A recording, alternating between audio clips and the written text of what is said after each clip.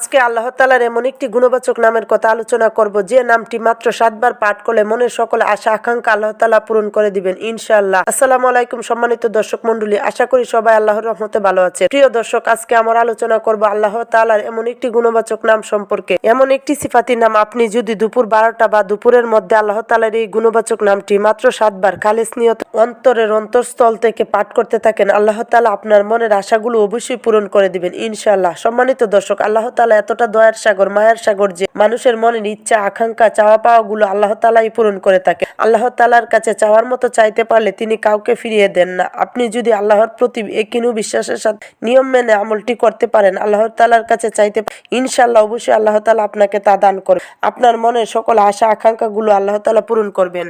আমরা ব্যর্থ হয়ে বলি আমাদের দোয়া কবুল হয় না, আসলে আমরা দোয়ার মতো দোয়া করতে জানি না। আমরা আল্লাহ রাব্বুল আলামিনের 99টি সিফাতি নামের উসিলা আল্লাহর দরবারে সাহায্য চাই না। ভেবে দেখুন, আল্লাহ তাআলা নিজেই বলে, আমার এই সিফাতি নামের উসিলায় তোমরা আমার কাছে সাহায্য চাও, আমি তোমাদের আশা পূরণ করব। প্রিয় দর্শক, আপনাকে চাইতে হবে পূর্ণ বিশ্বাস নিয়ে। কখন আপনি আমলটি করবেন? আপনি চাইলে দুপুর 12টার পর হতে 2টা 3টা, যতক্ষণ দুপুরে রক্ত থাকে এই সময়ের ভিতরে আপনি আমলটি করতে 7 বার আল্লাহ তাআলার এই নামটি ধরে চাইবেন। দেখবেন আল্লাহ তাআলা অবশ্যই খুব অল্প সময়ের মধ্যে আপনার মনের আশা আকাঙ্ক্ষা গুলো পূরণ করে এতটা চমৎকার হবে, আপনি ভেবেও অবাক হয়ে যাবেন।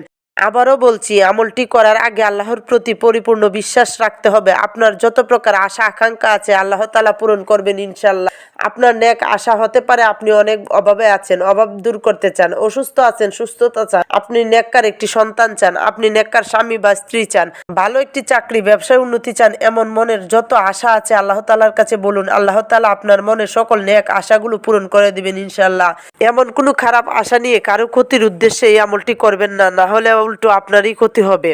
আল্লাহর নামটি 7 বার পাঠ করবেন। কিভাবে করবেন? আমলটি করার জন্য প্রথমে উজু করে নেবেন, তারপর 3 বার দুরূদ শরীফ পাঠ করবেন, যে কোনো একটি দুরূদ পাঠ করতে পারেন। তারপর আল্লাহর এই খাস নামটি পাঠ করবেন, আর রহমান অর্থাৎ পরম দয়ালু 7 বার পাঠ করবেন। করার পর আবার দুরূদ শরীফ পাঠ করবেন 3 বার। এরপর আপনার নেক আশা পূরণের জন্য দোয়া করুন, দেখবেন আল্লাহ তাআলা আপনার নেক আশাগুলো পূরণ করে দিবেন ইনশাআল্লাহ। এভাবে 3 দিন আমলটি একই সময়ে করবেন, আপনার সব চাওয়া পাওয়া তাড়াতাড়ি পূরণ হয়ে যাবে ইনশাআল্লাহ।